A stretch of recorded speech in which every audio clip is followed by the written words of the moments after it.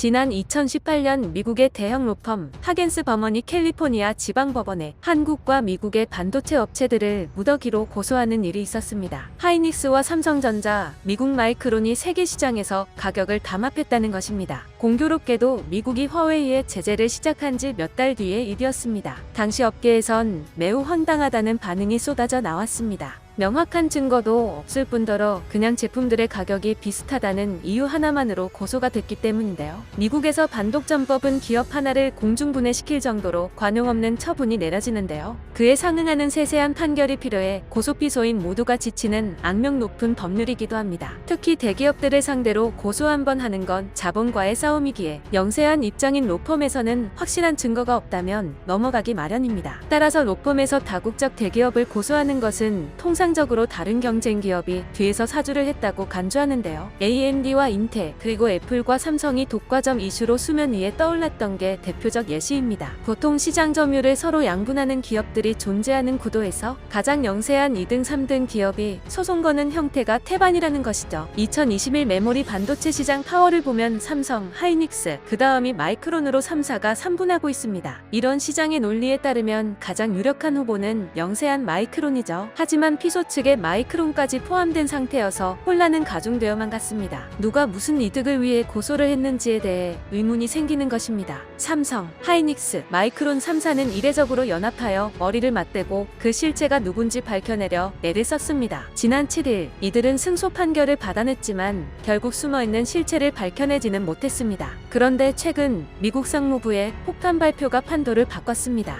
이들의 무죄 판결 하루 뒤인 8일 지난 러몬도 미국 상무장관은 뉴욕타임스와의 인터뷰에서 이런 말을 했습니다. SMIC, 화웨이 등 중국 기업들은 지속적으로 공정하지 못한 활동을 해오고 있다. 다른 기업들처럼 러시아 제재에 동참하지 않겠다면 제품 생산에 필요한 미국산 장비와 소프트웨어 공급을 차단해 문을 닫게 하겠다. 미국이 중국의 약점을 잡은 게 분명했습니다. 중국은 앞서 러시아의 우크라이나 공세에 대해 두둔하는 입장을 보이다가 우크라이나 측에 10억 원 상당의 구호물품 지원을 선언했습니다. 국제사회의 따가운 시선 속에서 우크라이나의 상황에도 공감한다는 의미를 내비치려는 의도였죠. 하지만 속내는 달랐습니다. 뒤로는 전적으로 러시아에 기술 지원을 해주고 있던 것이죠. 미국의 한 일간지에 따르면 지난 8일 러시아가 세계적인 익명 해커그룹 어나니머스로부터 해킹을 당했을 때 일이 벌어졌습니다. 중국은 화웨이의 해킹 및 전산 기술 전문가팀을 즉시 투입해 러시아의 해킹 방어와 수복을 도왔습니다. 이 과정에서 다운된 통신 시스템 복구를 위해 미국 기술이 포함된 서버와 통신 장비 그리고 이들을 구동할 소프트웨어가 같이 러시아로 넘어갔다는 것입니다.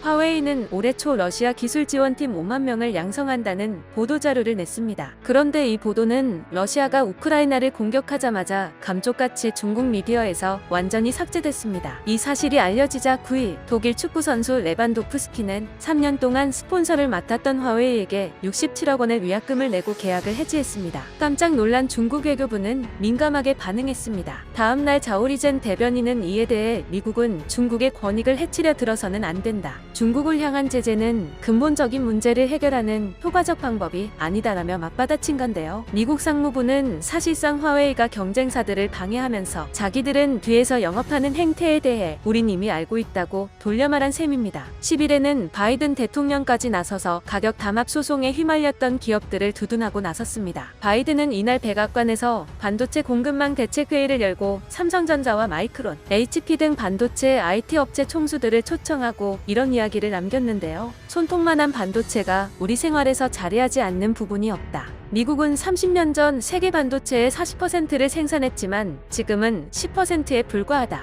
중국의 견제에도 삼성이 텍사스에 170억 달러의 최대 규모 반도체 공장을 짓기로 한 것은 2,000개의 일자리를 창출해 낼 것이다. 앞서 언급했듯이 반도체와 IT계에서 가장 민감한 법률은 반독점법입니다. 당연히 국가 차원에서의 프로젝트에서 이슈가 있는 기업들은 우선 배제하는 게 상식이기도 합니다. 하지만 미국은 이 기업들의 승소를 예측이라도 한 듯이 미국 투자 투자를 지속적으로 장려해왔습니다. 심지어 이날 삼성에게는 투자 결정에 고마움을 대놓고 드러냈습니다. 다 알고 있었다는 뜻이죠. 한편 미국의 강력한 압박 속에서 화웨이는 이제 파산밖에 남지 않았다는 주장이 제기되고 있습니다. 여러 사업들을 말아먹고 매각하는 등 체급이 줄어들고 있는데요. 스마트폰 시장에서는 20년도 1억 9천만여 대를 판매하며 삼성을 바짝 추격했으나 21년 겨우 3,500만 대를 출하하며 81% 감소라는 기염을 토했습니다. 2020년 31% 점유율로 1위를 달성했던 통신장비 시장에서는 20.4%로 내려앉으며 에릭슨과 노키아, ZTE에게 고객들을 뺏겼습니다. 화웨이에 앞서 제재를 받았던 ZTE는 한 가지 수를 더 두는데요. 화웨이의 반도체 설계팀 하이실리콘이 아무것도 할 수 없는 틈을 타 기술 인력 빼내기에 열을 올리고 있습니다. 심지어 화웨이가 미래 먹거리로 눈꼽아 두고 엘리트 개발진만을 엄선해 꾸려놓았던 자율주행 사업팀까지 폭스바겐 아우디에게 매각하기로 결정했다는 소식입니다. 보급형 스마트폰 브랜드 아너에 이어 두 번째로 큰 사업팀이 매각되는 겁니다.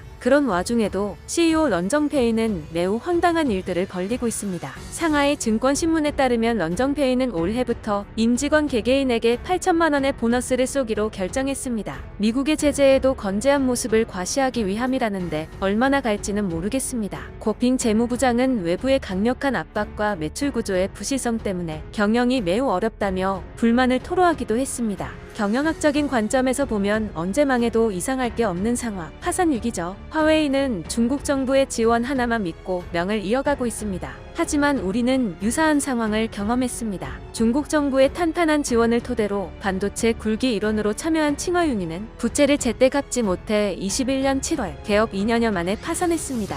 화웨이도 곧 칭화윤희처럼 공중분해될 예정입니다. 이상 QH였습니다.